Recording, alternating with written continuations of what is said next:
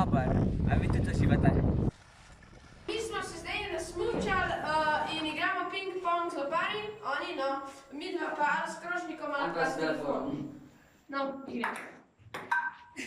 Te počitnice bomo preživeli na morju. Vsake počitnice se odločim, da pridem k babici za kakšen dan, ker z njo rada ustvarjam, pečem, rada rišem.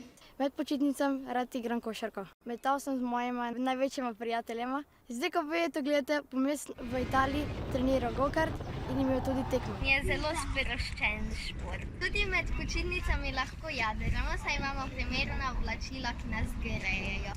Se imamo tako dobro kot poleti. Včasih tudi boljše. Ta teden bo svetovno prvenstvo. Upam, da boste navijali od petka do nedelje.